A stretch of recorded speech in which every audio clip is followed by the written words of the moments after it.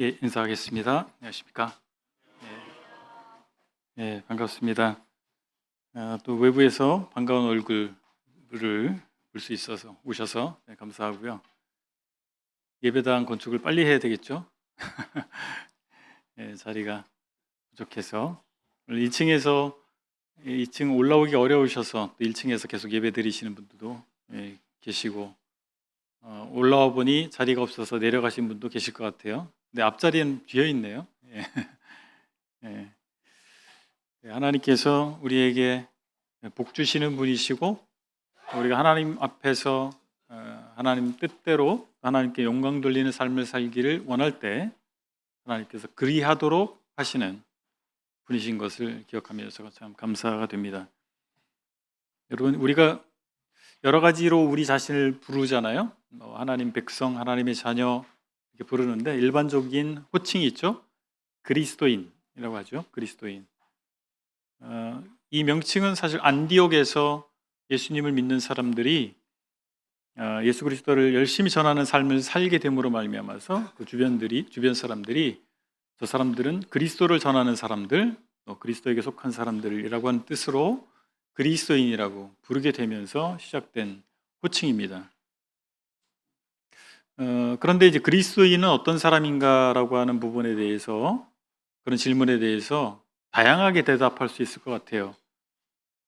예수님을 그리스도로 메시아로 믿는 사람들 이라고 할 수도 있고 예수님을 주님으로 고백한 사람들 이렇게 말할 수도 있겠습니다. 결국에는 예수님을 믿어서 하나님의 백성이 된 사람들, 하나님의 자녀가 된 사람들이라고 또 말할 수가 있겠어요. 신구약을 통틀어서 하나님의 백성이 가지고 있는 정체성 또는 특징이라고 한다면 하나님을 예배하는 사람들이라고 하는 것입니다. 다른 말로 하나님을 찬양하는 사람들이에요. 그래서 하나님께서 사람을 창조하실 때 하나님의 영광을 위해서 창조했다는 사실을 우리는 성경의 증언을 통해서 알고 있습니다. 그런데 타락 사건은 하나님의 영광을 사람이 누리려고 하는 시도로 말미암아서 일어났죠. 선악과를 먹은 사건은 곧 자신이 하나님이 되려고 하는 시도였다라고 하는 것입니다.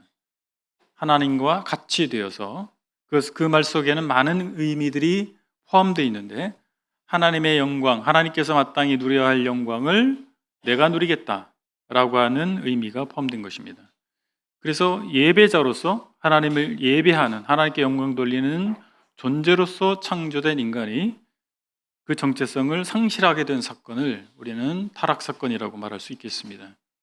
그런데 하나님께서 예수 그리스도를 이 땅에 보내셔서 바로 우리 타락한 우리 죄의 문제를 해결해 주셔서 이제 하나님 앞에 돌아갈 수 있는 예배자로서 하나님 앞에 설 수 있는 자가 되게 하신 것입니다.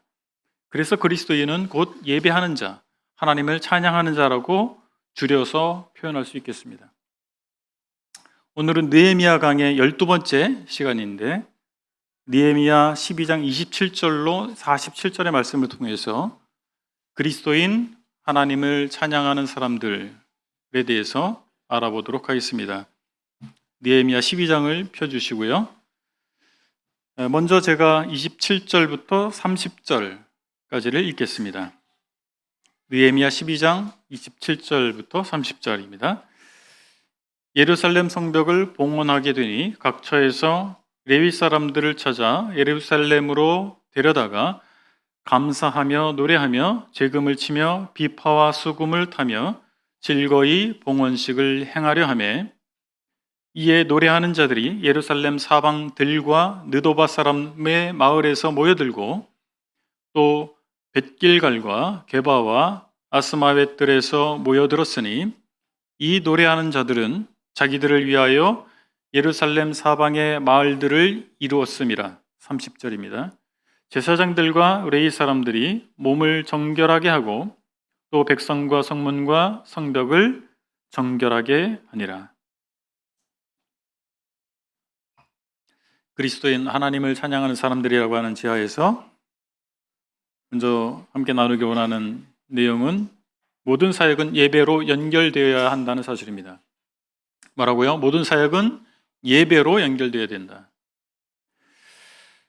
하나님 백성의 모든 활동의 목적은 마땅히 하나님의 영광이어야 합니다. 서두에 제가 말씀드린 것처럼 인간 창조의 목적이 그것이고, 바로 우리가 구원받았다라고 하는 것, 하나님의 자녀가 됐다라고 하는 것은 창조의 목적의 회복을 의미하는 것입니다. 느헤미야는 예루살렘 주변 여러 성읍들에 거주하는 레위인들에게 예루살렘에 거주하고 있는 다른 사람들과 함께 재건된 성벽을 봉헌하는 예식을 준비하도록 했습니다. 성벽이 완공된 지 얼마 되지 않은 시점이었을 것 같아요. 느헤미야는 총독의 신분으로 이곳에 왔습니다. 어쩌면 그 총독의 신분에 합당한 일이, 업무 수행의 결과가 성벽 재건이었습니다. 그것은 다분히 관리로서 해야 할 일이었습니다. 그렇잖아요. 총독으로서 예루살렘 거민의 안전을 보장해야 하기 때문에 성벽을 세우는 것은 총독으로서의 임무 수행이다라고 볼 수가 있겠습니다. 그런데 느헤미야는 성벽을 재건한 이후에 그것을 하나님께 봉헌했습니다. 받들 봉자를 쓰죠. 받들어서 드린다. 이것은 하나님의 영광을 위한 것이다 라고 하는 의사 표현인 것이죠. 어쩌면 세상 일이라고 할 수 있습니다. 성벽 재건은. 그런데 이것을 바로 하나님께 드리는 거룩한 일로 여겼던 거예요. 사람들은 둘로 구분하기 원합니다. 흑백 논리로 구분하기 원해요. 세상 일이냐 하나님의 일이냐. 그래서 우리가 직장 생활을 하거나 사회생활을 하는 것은 세상 일, 교회에서 뭔가 행동하는 것은 하나님의 일이라고 구분하고 싶어 합니다. 근데 과연 그럴까요? 구분하기가 사실 쉽지 않습니다. 사실 속과 성 영역을 구분하지 않고 모든 것을 하나님을 섬기는 일로 느헤미야는 생각한 사람이에요. 우리가 어떤 직업이나 일을 하더라도 우리 중심이 하나님의 영광을 위하고 주님의 나라의 확장을 위한다면 그 일은 하나님의 일이 될 수 있습니다. 그러나 우리가 거룩해 보이는 일, 교회의 일, 하나님 섬기는 일, 직접적으로 그렇게 보인다 할지라도 우리 마음 가운데 하나님께 영광 돌리고자 하는 마음이 없고 하나님 나라의 확장하고자 하는 그런 동기가 없다면 그것은 세속적인 일이 될 수 있다는 사실입니다. 우리는 어떤 일의 형태 자체만을 가지고 그것이 속으로 구분할 수 있느냐, 여기에 의문을 가져야 됩니다. 드러나지 않는 부분이 분명히 있기 때문에 그렇습니다. 우리가 정말 하나님의 영광을 위해서 한다면 모든 것이 하나님께 영광이 되는 일이 될 것입니다. 그리고 모든 영역이 우리의 사역지가 될 수 있습니다. 그런데 하나님께 영광 드리는 대표적인 행위는 무엇일까요? 찬양이라고 할 수 있습니다. 하나님께 영광 돌리는 일이 다양하게 있지만 대표적인 케이스를 생각해 보면 찬양이라고 할 수 있어요. 레위 지파의 음악가들이, 우리말로, 요즘 말로 하면 뮤지션들이 이 의식에 참여하게 됐는데 재금을 사용했고 현악기들을 사용했습니다. 재금은 오늘날의 심벌즈 같은 거예요. 그게 재료가 청동인지 모르겠어요. 청동같이 생겼는데 이렇게 원판으로 돼서 치는 거 있잖아요. 심벌즈. 이게 재금입니다. 그 현악기들이 사용돼서 비파와 수금입니다. 그리고 이 찬양하는 일은 누구의 몫이었냐면 레위 지파의 몫이었어요. 제사장 지파죠. 신약의 제사장은 누구입니까? 저와 여러분들 그리스도인들입니다. 그래서 그리스도인들은 찬양을 잘해야 돼요. 이 찬양을 잘해야 된다는 말이 음악을 잘해야 된다, 그 측면만을 얘기하는 것이 아닙니다. 찬양에 마음을 두고 진심으로 참여해야 한다는 사실입니다. 우리가 속해 있는 기독교 형제단은 다양하게 부르고 있습니다. 형제단, 모임 여러 가지로 부르고 있는데 기독교 형제단은 찬양에 사실 소홀한 편입니다. 말씀 중심을 강조하다 보니까 찬양은 어떤 주요 순서로 나아가기 위한 준비 단계나 부속물처럼 여기는 경향이 있죠. 악기도 웬만하면 사용하지 않기를 원합니다. 제가 처음에 서청주교회에 더해졌을 때 예배 시간에 반주를 하지 않았어요. 악기가 있었는데 반주를 하지 않았습니다. 그러나 성경에 나타난 찬양의 모습을 보면 찬양 자체가 곧 예배라고 하는 것을, 그것이 분리되어 있지 않다라고 하는 것을 확인하게 되는 것입니다. 그리고 다양한 악기를 통해서 하나님을 찬양하고 있는 모습을 봅니다. 그래서 우리는 성경을 볼 때 지금 에스라 사경에서 성경 해석학을 공부하고 있는데 우리의 정서, 우리의 문화를 기준으로가 아니라 성경이 무엇을 말하는지 봐야 돼요. 내 정서가 있어요. 우리 문화가 있어요. 우리가 행하는 익숙함이 있어요. 그것을 근거로 해서 성경을 보려고 하면 왜곡하게 됩니다. 근데 성경에 나타난 모습을 보면 찬양은 예배와 연결되어 있고 찬양할 때 다양한 악기를 사용하고 있습니다. 그리고 이 찬양대의 모습을 보면 그 사역을 하기 전에 정결례를 시행했습니다. 성벽도 정결케 하는 이런 모습을 보이죠. 30절에 보니까 이 원리는 현대의 사역자들에게 교훈을 줍니다. 현대의 찬양 사역자들에게 교훈을 줍니다.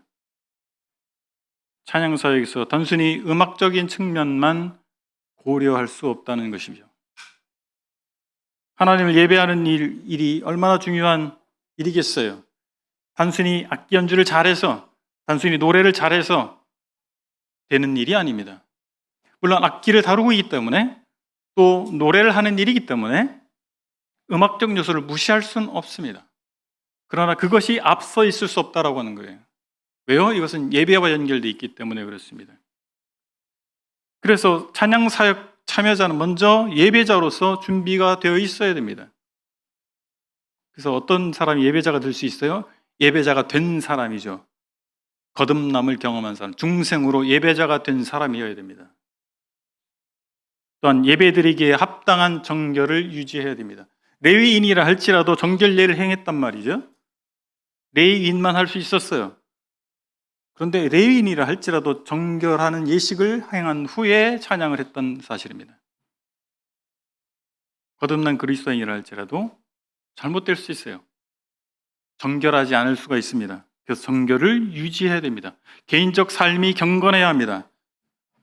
또한 예배는 어떤 것입니까? 공동체를 통해서 드리는 거예요. 자기 혼자 예배 드린다고 하기가 좀 어렵죠. 물론 개인적인 예배를 할 수도 있겠지만 하나님께서 교회라고 하는 공동체, 신약의 새로운 하나님의 백성을 통해서 하나님께서는 예배받기를 원하십니다. 그럼 공동체적 성격이 매우 강한 것이 예배입니다. 그래서 공동체성에 부합한 사람이어야 한다라는 사실이에요. 교제감 가운데 있지 않거나 이 공동체에서 벗어기는 사람이 찬양 사역에 참여할 수 있을까요? 넌센스입니다. 그럴 수 없습니다. 그리고 찬양 집회에만 나타나요. 찬양 사역할 때만 현장에 있어요. 다른 교회 공적 집회에는 관심이 없어요. 다른 공적 사역에서 참여하고자 하는 마음이 추호도 없어요. 그런 사람이 과연 찬양 사역에 합당한 사람이겠습니까? 공동체성에 부합하지 않는 것입니다. 찬양 사역자로서 기본 태도가 되어 있지 않은 거예요. 우리가 성경을 얼마나 이해하고 신앙의 연수가 얼마나 됐고 그걸 얘기하는 것이 아닙니다. 그의 태도입니다. 공동체성 태도를, 공동체를 존중하는 태도를 가지고 있느냐라고 하는 거예요. 그래서 이 기회가 돼서 말씀드리지만 찬양 사역하는데 악기를 연주하든 싱어로 참여하든 간에 앞으로 찬양 사역하시는 분들은 이걸 염두에 두셔야 되고 찬양을 인도하시는 분들은 누구를 스텝으로 참여할지에 대해서 이 원칙을 가지고 진행하시기 바랍니다. 교회 구성원으로서 모이게 힘쓰는 사람이어야 됩니다. 자기가 선호하는 집회만 참여하는 것이 아니고 주일만 참여하는 사람이 아니라 모이게 힘쓰는 사람이어야 됩니다. 그 사람이 바로 이 공동체성에 합당한 사람이에요. 그런 태도를 보이는 사람들이 있어요. 자기 마음에 내킬 때는 열심히 합니다. 그러나 자기 마음에 내키지 않으면 그렇지 않아요. 그래서 기준이 어디에 있는 사람이에요? 자기에게 기준이 있는 사람입니다. 신령한 그리스도인, 경건한 그리스도인이라고 하는 사람은 어떤 사람이에요? 자기에게 기준이 있는 사람이 아니에요. 하나님의 말씀에 기준이 있는 사람입니다. 내 마음에 그렇게 썩 합당하지 않아도 하나님께서 그렇게 말씀하시기 때문에 그럴 수 있어야 되죠. 함께 할 수 있어야 되죠. 음악을 하는 사람들은 예술가적 기질이 있기 마련이에요. 예술을 하면 어떤 생각이 드세요? 예술. 예. 그때 달라요. 예. 굉장히 자유로운 영혼이에요. 뮤지션들의 특징이에요. 그래서 이 세상의 뮤지션들은 많은 문제를 가지고 있어요. 마약 중독이라든지, 그죠? 예. 다양한 자살에 빠지든지 많은 문제를 가지고 있습니다. 그리스도 안의 뮤지션들은 어떠해야 될까요? 예술가적 기질을 무시할 수는 없습니다만, 그러나 찬양은 예배의 성격을 가지고 있기 때문에 경건한 그리스도인이어야 됩니다. 여러분, 예술가적 성을 가지고 있기 때문에 경건치 않은 것이 용납이 될 수 있을까요? 그렇지 않습니다. 우리 모두 경건한 그리스도인으로서 사역에 참여해야 하는데, 특별히 찬양이라고 하는 사역은 예배와 연결되어 있기 때문에 일정 수준 이상의 자격이 요구되는 것입니다. 자, 오늘 제아의 두 번째 나누고 싶은 교훈은 신앙의 성패는 예배와 관련된다는 사실입니다. 31절을 제가 읽겠습니다. 느헤미야 12장 31절입니다. 이에 내가 유다의 방백들로 성 위에 오르게 하고 또 감사 찬송하는 자의 큰 무리를 두 때로 나누어 성 위로 항렬을 지어가게 하는데 한때는 우편으로 분문을 향하여 가게 하니. 이 아래 여러 말씀들이 있지만 대표적으로 이 말씀만 읽었습니다. 예배 실패는 우리의 삶을 피폐하게 합니다. 이스라엘 백성이 나라를 잃고 그 땅이 황폐해진 이유는 그들이 하나님에 대한 예배에 실패했기 때문이었습니다. 이사야 선지자는 이사야서 59장 13절에서 이렇게 말하고 있습니다. 우리가 여호와를 배반하고 속였으며 우리 하나님을 따르는 데에서 돌이켜 포악과 패역을 말하며 거짓말을 마음에 잉태하여 나으니. 망해가는 이스라엘을 바라보면서 한 말입니다. 이사야 선지자는 740년에서 680년까지 활동했던 선지자였어요. 북왕국이 망해가는 것을 봤고 이제 남왕국도 바람 앞에 촛불과 같은 상황에 놓여 있는 상황에서 우리가 여호와를 배반하고 속였다, 이 말을 하고 있는 것이. 우리는 예배자로 부름받은 사람입니다. 하나님의 백성은 예배자로 부름받은 사람이에요. 그래서 우리가 예배에 실패하면 우리를 부르신 부르심에 합당하지 않은 것입니다. 결국 우리의 삶은 실패하게 되어 있습니다. 하나님께서 당신의 아들의 핏값을 주고 지불하고 우리를 사내셨는데, 예배자가 되게 하셨는데 우리가 예배자로서의 삶을 살지 않는다면 무슨 의미가 있어요? 그 핏값이 어떤 의미가 있다는 사실입니까? 어떤 의미가 있습니까? 여러분이 진정 거듭난 그리스도인이라면 그 정체성에 합당하지 못할 때, 즉 예배를 드리지 못할 때 삶에서 공허함을 느끼게 될 것입니다. 여러분, 예배에 어떤 마음으로 참여하고 계십니까?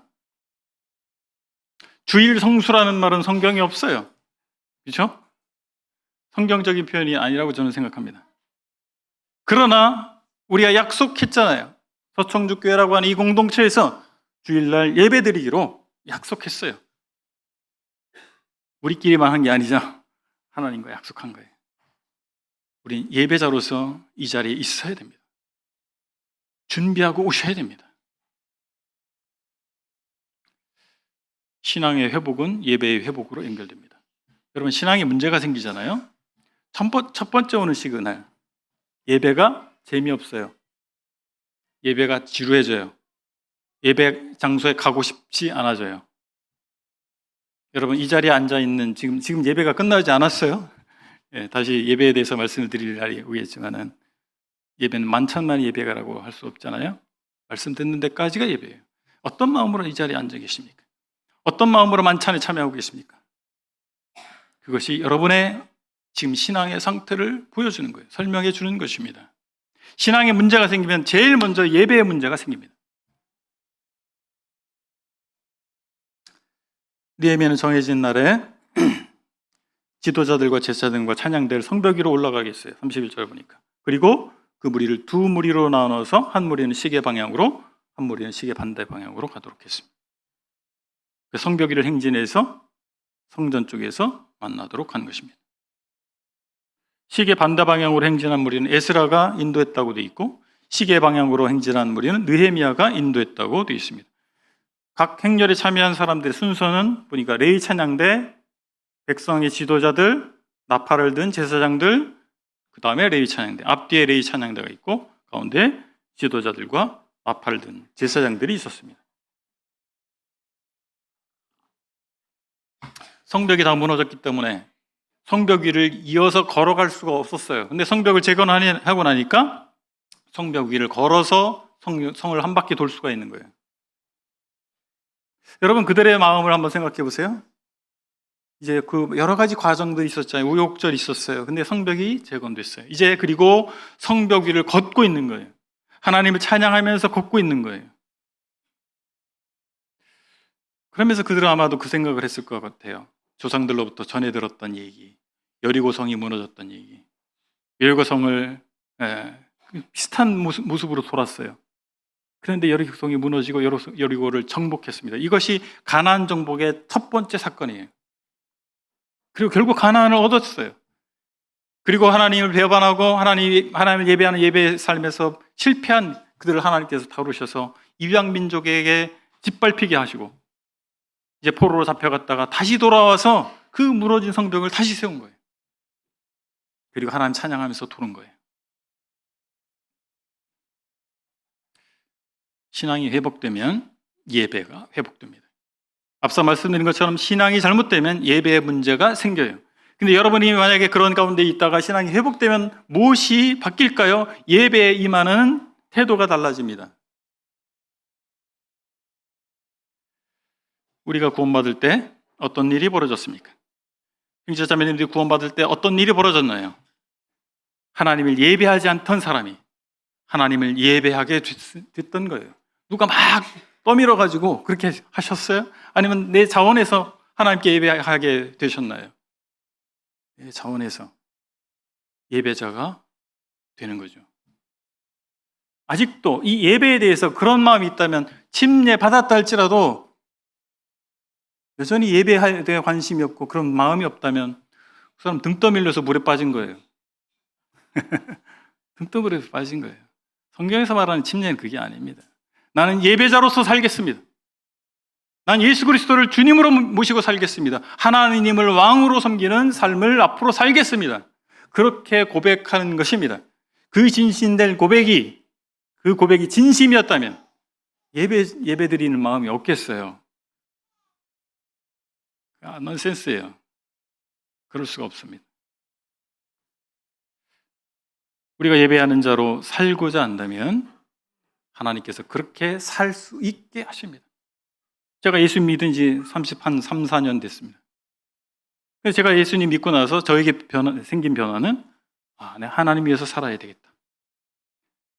처음에 성경 공부를 하면서 제가 들었던 생각이에요. 정말 하나님 위해서 살아야지.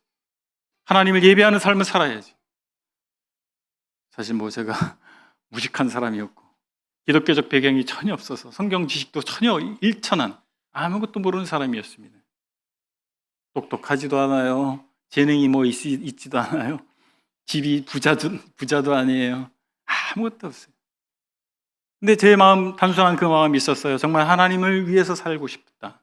하나님을 예배하는 자로 살겠다. 근데 하나님께서 제 삶 가운데 임하셔서 정말 그렇게 살 수 있게 하셨어요.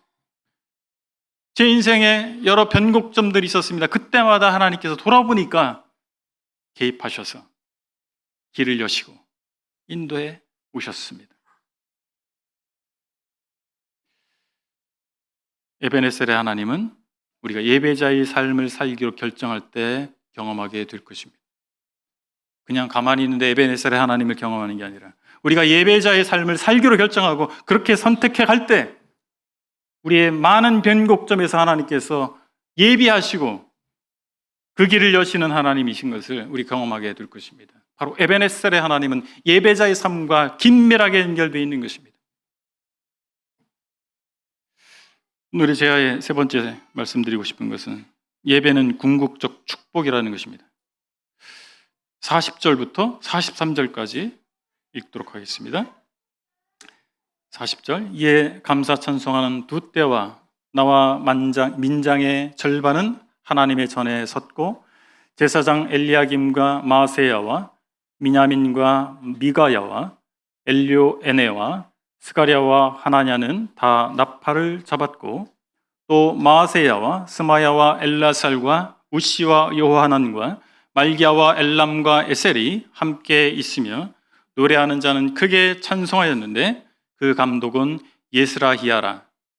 이날에 무리가 크게 제사를 드리고 심히 즐거워하였으니 이는 하나님이 크게 즐거워하게 하셨습니다. 부녀와 어린아이도 즐거워하였으므로 예루살렘에 즐거워하는 소리가 멀리 들렸느니라. 43절까지 그랬습니다. 두 그룹으로 나눠서 성벽 위를 행진해 온 백성들이 성전에서 만났습니다. 7 제사장들이 나팔을 들었어요. 그리고 이들 대부분은 성경 다른 곳에서 제사장 이름으로 언급되고 있는데 이 찬양대는 예스라히야가 인도했습니다. 이렇게 기록되어 있습니다. 여기서 보이는 이 봉헌 예배, 성벽 봉헌 예배는 장례식 분위기였나요? 축제 분위기였나요? 축제입니다. 예배는 축제의 성격이 있습니다. 하나님을 찬양하고 기뻐했는데 하나님이 기뻐하도록 하셨다라고 말하고 있어요.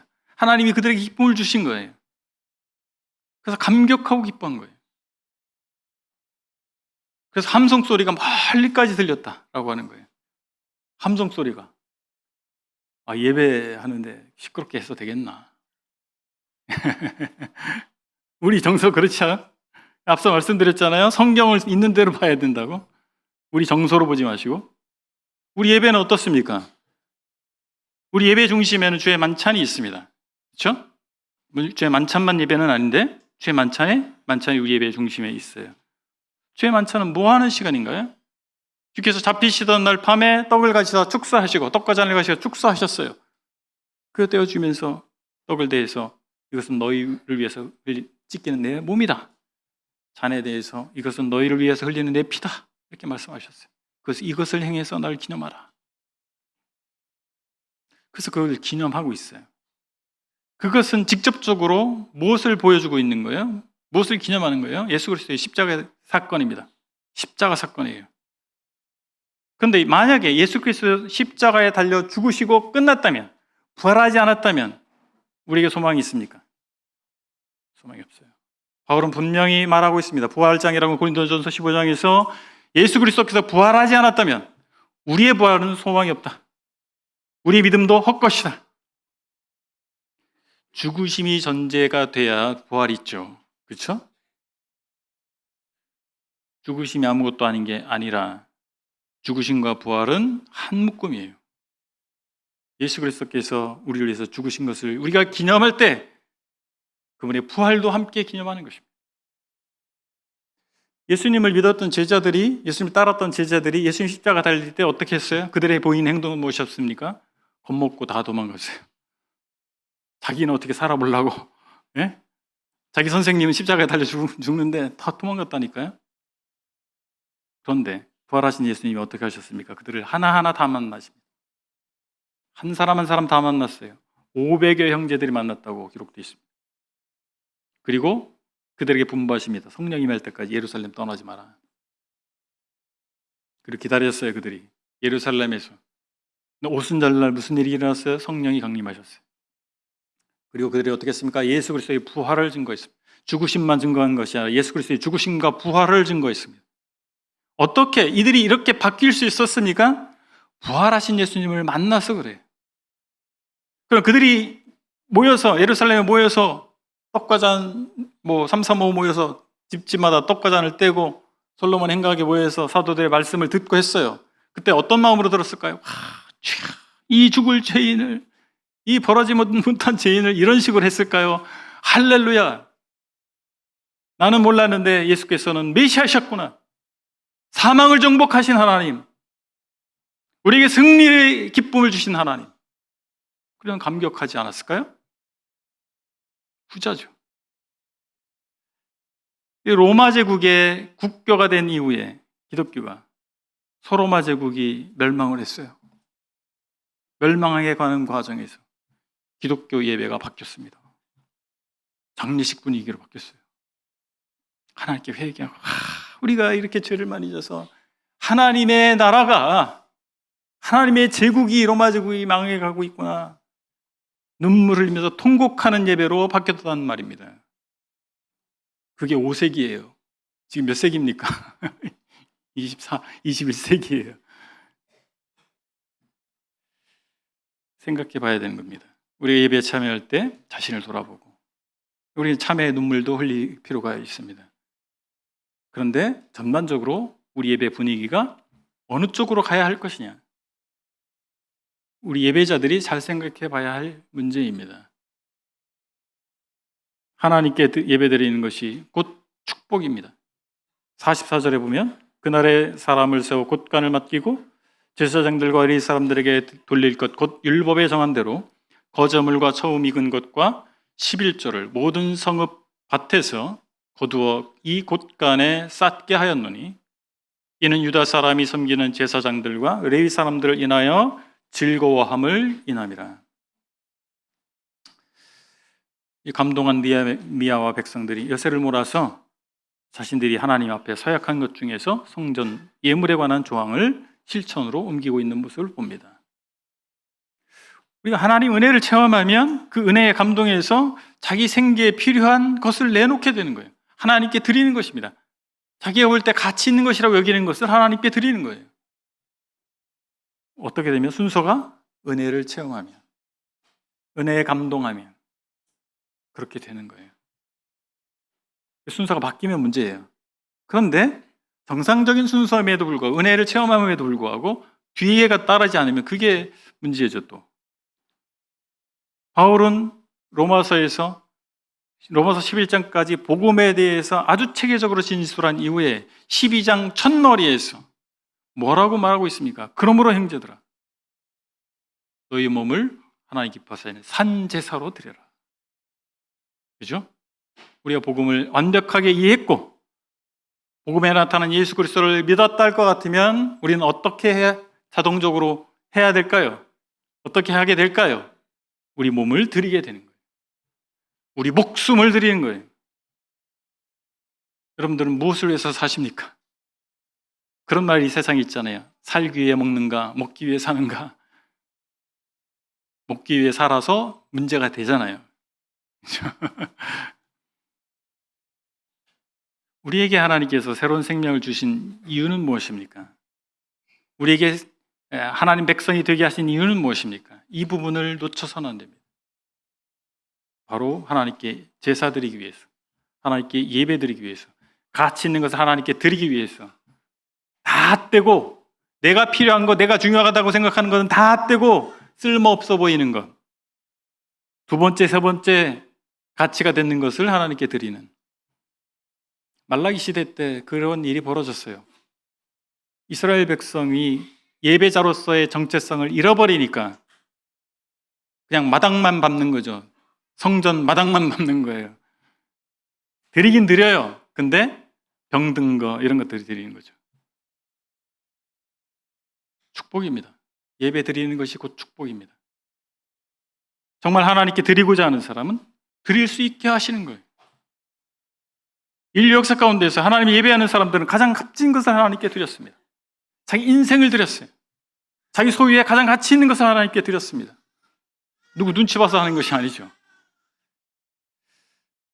또한 예배는 자유와 질서의 조화가 있는 축복된 시간입니다. 45절에 보면 저희는 하나님을 섬기는 일과 결례 일을 힘썼으며 노래하는 자들과 문지기들도 그러하여 모두 다윗과 그 아들 솔로몬의 명을 좇아 행하였으니. 느헤미야는 영향 있는 행정가였어요. 그뿐만 아니라 예배의 사람이었습니다. 그래서 예배도 잘 규모 있게 드리기를 원했어요. 그래서 헌물 관리할 사람들을 세우고, 여기 44절에 보면 그날에 사람을 세워 곡간을 맡겼다 이렇게 돼 있잖아요. 그리고 제사장들과 의뢰 사람들의 사역에 대한 보답으로 여러 형태로 그들이 그 사역에 집중할 수 있도록 드려진 헌물을 그들에게 생활비로 제공하는 모습도 봅니다. 그리고 찬양대와 성전 문지기들도 다윗과 솔로몬이 만들어 온 규례에 따라서 사역하도록 안내했습니다.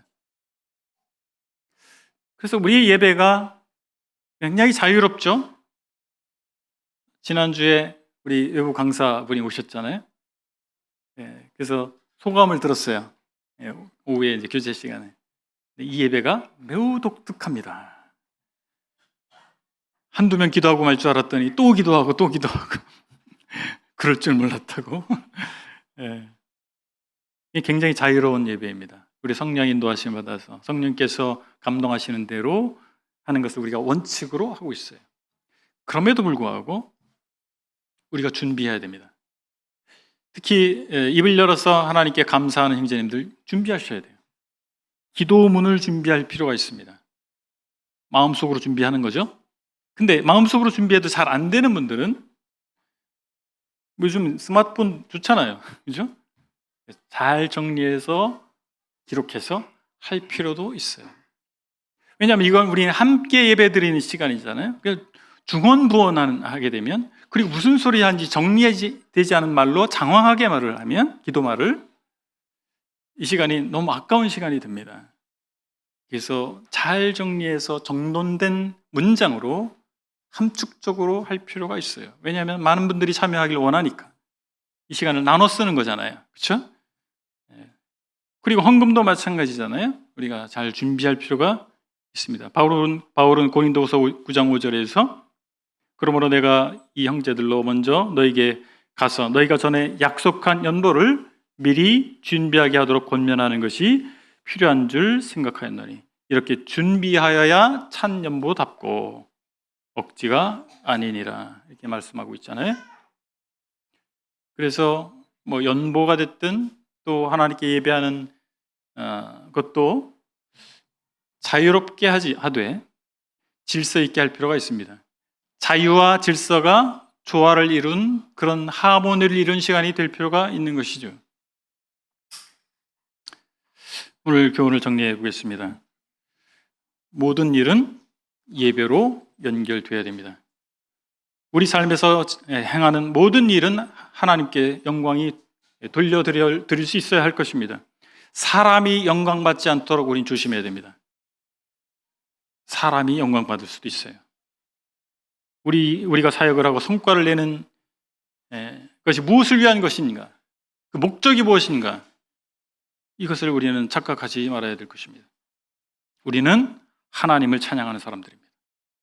우리를 찬양하고 우리 영광을 위하는 것이 아니라 하나님을 찬양하는 사람들입니다. 이런 견지로 올 때 찬양 시간이 중요합니다. 이 시간은 뭐 집중하지 않아도 되고 따로 나가서 교제해도 되고 이런 시간이 아니에요.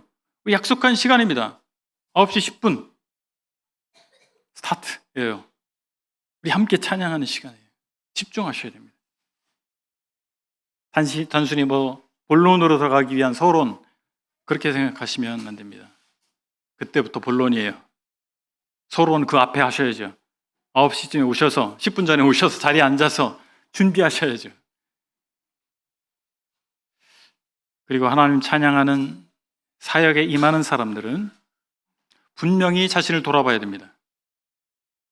예배자로서 합당한 것을 스스로 돌아봐야 돼요. 그리고 그 사역을 하기 전에 준비하셔야 돼요. 그런 일을 위해서 준비할 필요가 있습니다.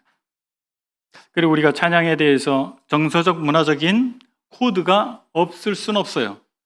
그러나 그것이 절대적 지표가 될 수는 없습니다. 우리는 다양한 방식으로 하나님을 찬양할 수 있어야 됩니다. 손을 들고 율동으로, 목소리로, 악기로 찬양할 수 있습니다. 찬양은 지적인 영역이 아닙니다. 정적인 영역이에요. 인간은 지정의의 인격체입니다. 그래서 우리가 머리로만 하나님을 이해하고 섬기는 게 아니라 감동하고 결단해서 손과 발이 움직이는 데까지 나가야 됩니다. 그래서 어떤 부분은 어떤 장치들이 도움을 줘요. 옷을 이렇게 입는 것과 반바지를 입고 러닝 셔츠를 바람으로 입는 것과 전혀 다릅니다. 그렇죠? 옷이 아무것도 아닐 수 있지만 중요할 수도 있어요. 찬양의 방식도 마찬가지입니다. 우리가 조용히 아카펠라로만 찬양하는 것이 그것만이 정답이냐? 그렇지 않을 수도 있어요. 무악기파도 있잖아요. 그런 분들도 계시지만 다양한 악기를 사용할 수도 있고 찬양 시간의 분위기와 이런 것들도 다를 수 있는 거예요. 다양할 수 있는 것입니다. 신앙의 성패는 예배와 관련되어 있습니다. 이스라엘 역사뿐만 아니라 교회 역사는 예배의 성패가 신앙의 성패를 결정짓었다는 사실을 보여줍니다. 이스라엘이 하나님이 아닌 우상을 섬겨서 나라를 잃고 고난을 받았습니다. 중세 교회가 하나님이 아닌 마리아와 성인과 성물을 숭배함으로 말미암아서 그리고 웅장하고 그럴싸한 건물을 지어놓고 그 건물을 섬김으로 말미암아서 그들은 속으로부터 썩어 들어갔습니다. 그것을 개혁한 것이 종교개혁입니다. 우리는 종교개혁에 후회드립니다. 종교개혁은 복음을 회복할 뿐만 아니라 예배를 회복하려고 했던 것입니다. 예배는 하나님께서 우리에게 주신 궁극적 축복이라는 사실을 잊지 마시기 바랍니다. 우리는 천국에 가서 변함없이 할 것이 무엇인가를 생각해 봐야 됩니다. 거기선 복음 전할 일이 없어요. 성경 공부할 일이 없습니다. 그러나 예배는 있습니다. 그것이 바로 천국의 진면목입니다. 그렇다면 우리가 이 땅에서 영과 진리로 예배할 때, 예배의 감격과 기쁨을 체험할 때 우리는 천국을 맛볼 수 있는 것입니다. 천국을 맛보는 저와 여러분들 되시기 바랍니다. 찬양하시겠습니다.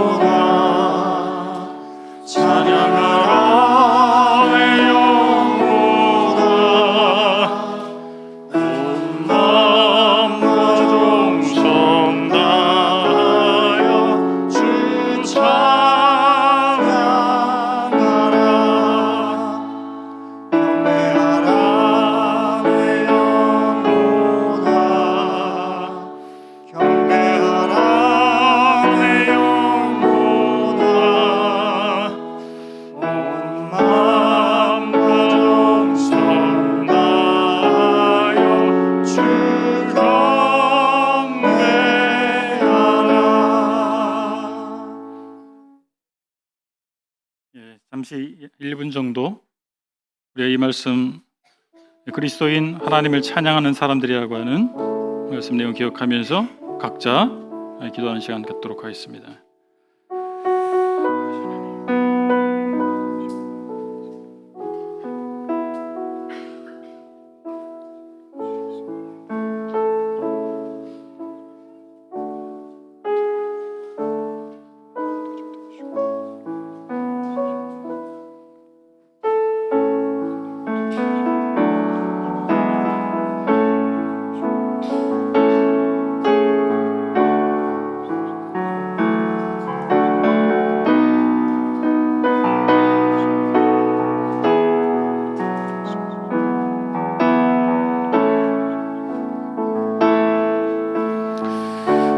아버지 하나님, 저희를 영적 어둠과 사망 가운데에서 건져주셔서 하나님 백성이 되게 하신 것을 감사드립니다. 저희 자신과 세상을 찬양하던 자들을 변화시키셔서 하나님을 찬양하는 자들이 되게 하신 하나님 감사드립니다. 온 마음과 정성 다해 하나님을 찬양하기를 원합니다. 예배자로서 삶을 살기를 원합니다. 저희를 통해서 찬양받으시고 예배받으시기를 원합니다. 예수 그리스도의 이름으로 기도했습니다. 아멘. 모든 예배를 마치도록 하겠습니다.